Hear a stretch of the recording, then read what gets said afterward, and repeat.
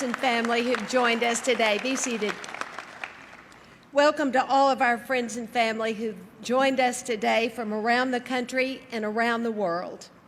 Thank you all for coming.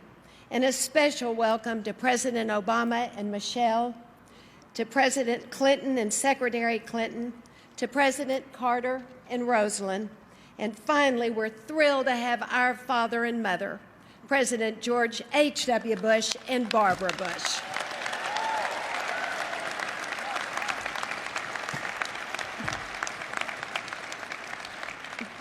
I know for the presidential families that nothing says an exciting get-together more than an invitation to come and see millions of documents from someone else's time in office. So thank you all very much for coming.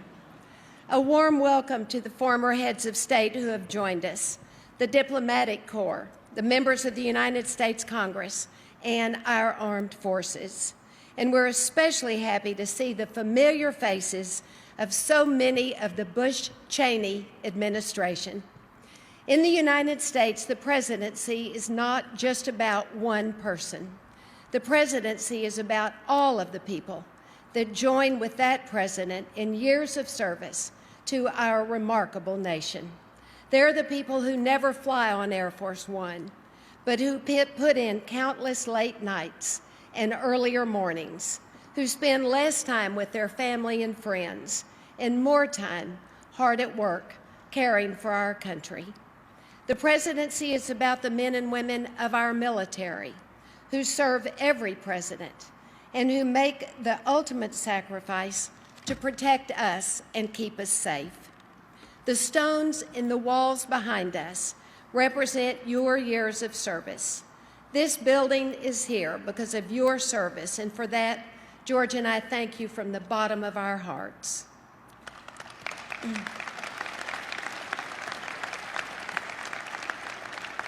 A presidential library is not just about one president. Each library is about our nation and the world during that time.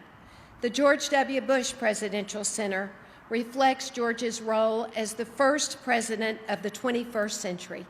Like our new era, the building and its grounds are designed to be forward-looking, and they're green and sustainable.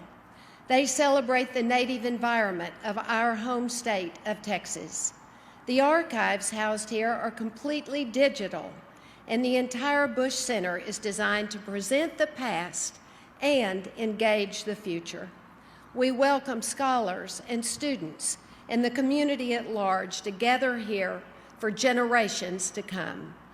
The center is designed to be human in scale because, like the White House, presidential libraries belong to all Americans.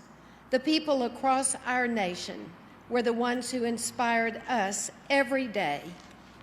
Here we remember the heartbreak and the heroism of September 11th and the bravery of those who answered the call to defend our country.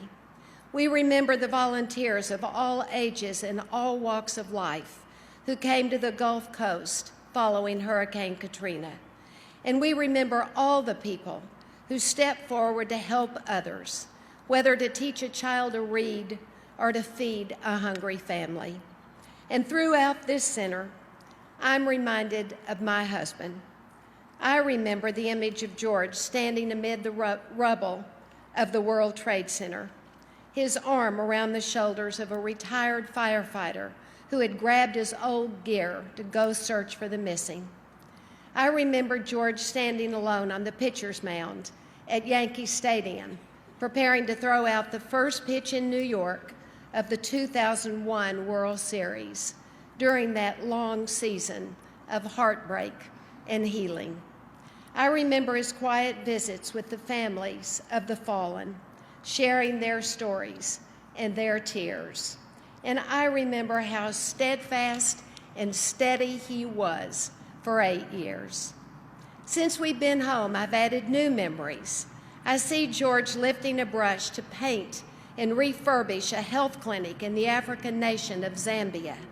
I see George last May on a bike ride with wounded veterans when he hopped off his own bike to help push an Army major who was pedaling with only one leg up the steep hills. My George is a man who, when someone needs a hand, offers him their arms. This is the spirit I hope is forever captured in this beautiful building, that this will always be a place that welcomes each visitor with open arms. Thank you all, and welcome.